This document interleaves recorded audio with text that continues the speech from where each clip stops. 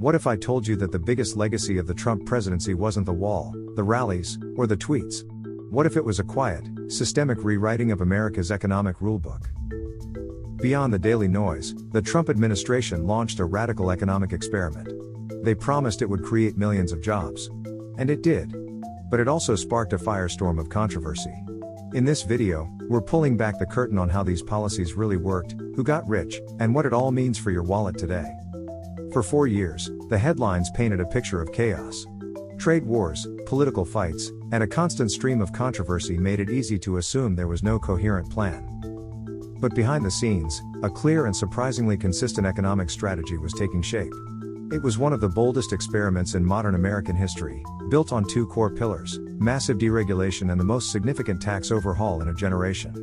The idea was simple: unleash the power of American business by cutting red tape and lowering taxes, all with the promise that the benefits would trickle down to everyone. Supporters called it an economic renaissance, a blue-collar boom.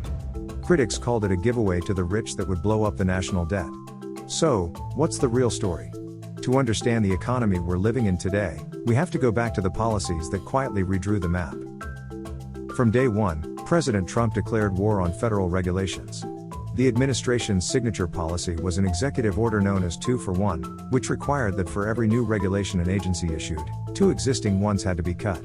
The goal was to slash the costs and burdens that decades of rules had, in their view, placed on American businesses.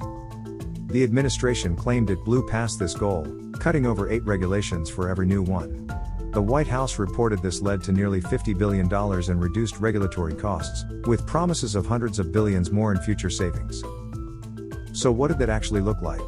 It meant rolling back major environmental rules, like the Obama-era Waters of the United States rule, which had expanded federal protection over streams and wetlands. The administration argued this freed up farmers and developers from stifling federal oversight. It also meant easing rules in the energy sector to boost domestic oil and gas production and weakening vehicle emission standards. Environmental groups warned these moves would have devastating long-term consequences for air and water quality. But this deregulatory push went far beyond the environment. The administration took aim at rules across the board, from healthcare to finance. It promoted short-term health insurance plans with lower premiums but fewer protections than ACA-compliant policies. It also worked to ease occupational licensing requirements, aiming to make it easier for people to work across state lines. Supporters argued this was the shot in the arm the economy desperately needed.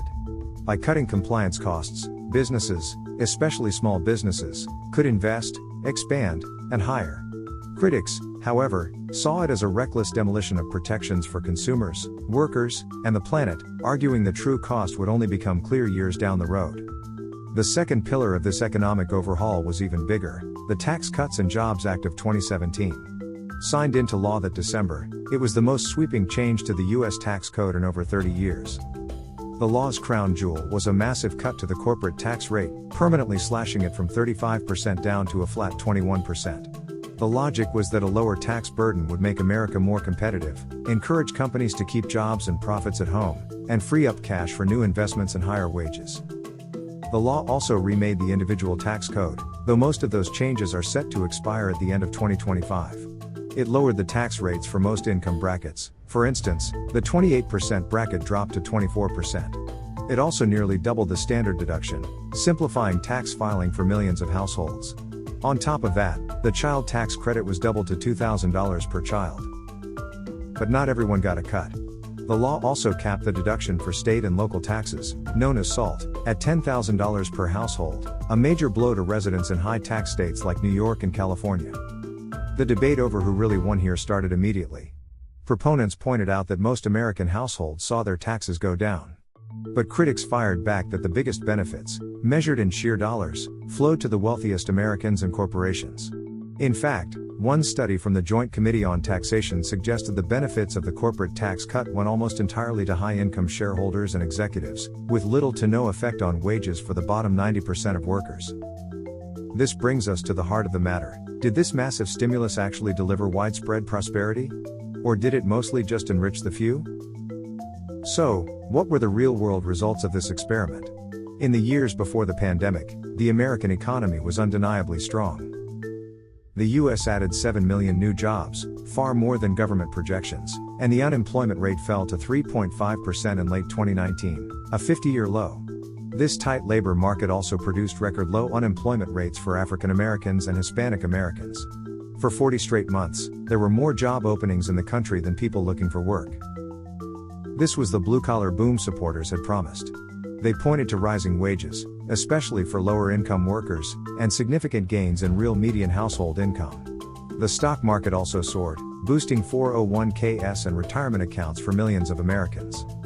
Proponents credit these policies for the success, arguing that tax cuts and deregulation directly fueled job creation. While economic growth was steady, it didn't quite hit the explosive 4 to 6% rate Trump had promised. The economy was continuing a recovery that began after the 2008 financial crisis, but it found new momentum.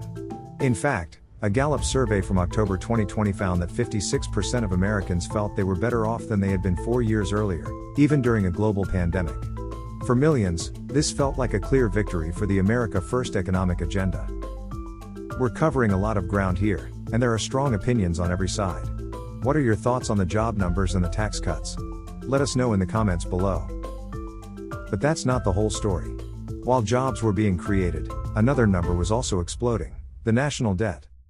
Despite promises to reduce or even eliminate the national debt, the 2017 tax cuts, combined with a lack of major spending cuts, caused a massive spike in federal borrowing. During the Trump presidency, the national debt grew by nearly $7.8 trillion. And this was before the huge spending packages for COVID-19 relief. By the end of 2020, the total national debt had hit $27.75 trillion. Critics argue this was the predictable result of cutting taxes without cutting spending. The tax cuts were projected to add trillions to the debt over a decade, and the promised economic growth wasn't enough to make them pay for themselves. This left the country on shakier financial ground when the pandemic hit. Meanwhile, the controversy over who truly benefited from these policies only grew louder. While the White House praised the benefits for the middle class, numerous independent analyses concluded the tax cuts disproportionately favored corporations and the wealthy. One analysis found that making the tax cuts permanent would give over 45% of the total benefits to the top 5% of households. The corporate tax cut, in particular, was slammed for fueling a wave of stock buybacks that enriched executives, rather than leading to significant wage hikes for average workers. And then there were the environmental rollbacks. While the administration celebrated the economic freedom of deregulation, critics pointed to the long-term costs. Weakening rules on air and water quality, reversing vehicle emissions standards, and pulling out of the Paris Climate Accord drew fierce condemnation from public health and environmental groups, who argued these actions traded the planet's health for short-term economic gain. So, how do we make sense of this legacy? The Trump administration's economic strategy was bold and its goals were clear, but its real impact was often lost in the political noise. On one hand, the numbers tell a story of real economic strength before the pandemic. Millions of jobs were created, unemployment hit historic lows, and many American families felt their financial situation improve.